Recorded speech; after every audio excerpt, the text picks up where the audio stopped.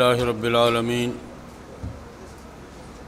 والصلاة والسلام علی سید المرسلین وعلی آلہ واصحابہ واتباعہ اجمعین اما بعد۔ سب سے پہلے تو آپ سب حضرات کو اس ذوق پر مبارکباد دینا چاہوں گا کہ مسائل کی تحقیق کا ذوق ہے جو آج کل کم ہوتا جا رہا ہے۔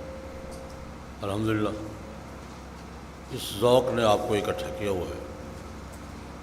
کچھ مسائل جو ہمیں دینی حوالے سے پیش آتے ہیں، جن پر گفتگو ہوتی ہے، مباحثہ ہوتا ہے، اس پر تحقیق کر لی جائے، اپنا مطالعہ صحیح کر لیا جائے، مکمل کر لیا جائے، معلومات کی ترتیب صحیح کر لی جائے، تاکہ اس متعلقہ مسئلے پر بات اعتماد سے کر سکیں۔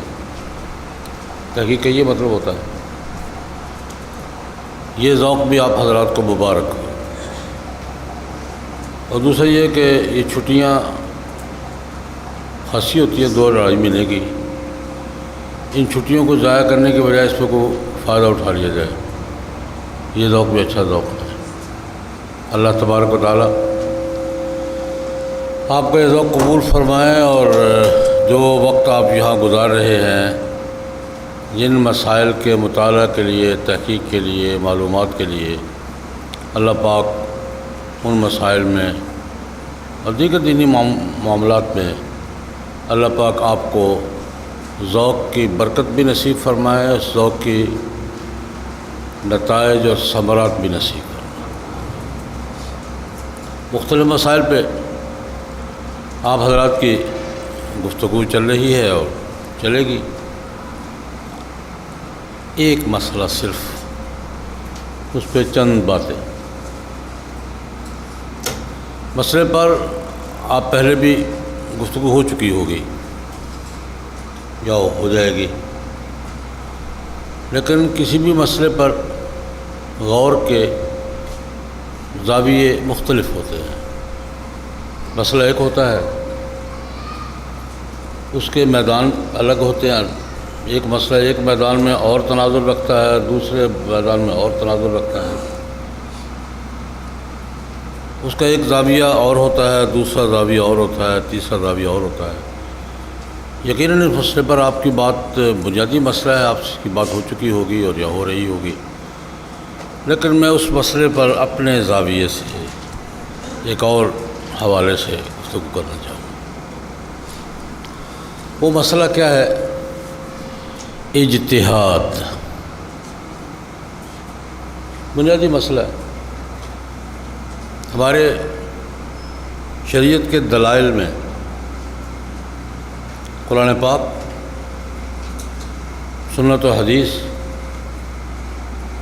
اور اس کے بعد قیاس و اجتہاد، تیسرے نمبر اجماع کا ہے، اور چوتھے نمبر پر کیا ہے؟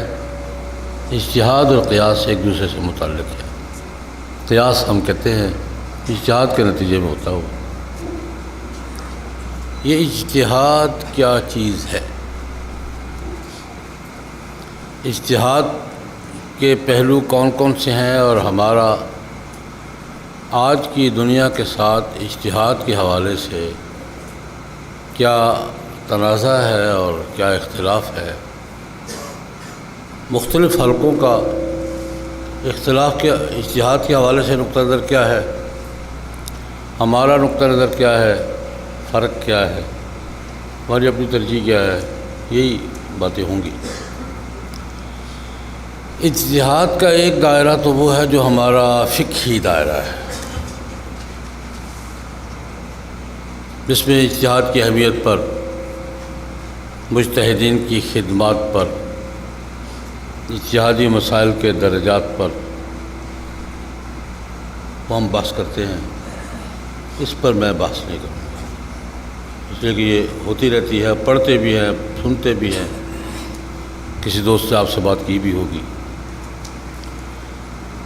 میں دوسرے پہلو سے بات کرنا چاہوں گا کہ آج کی دنیا کا ہم سے اجتہاد کا تقاضا، ہم پر الزام ہے کہ اجتہاد کرتے نہیں ہیں،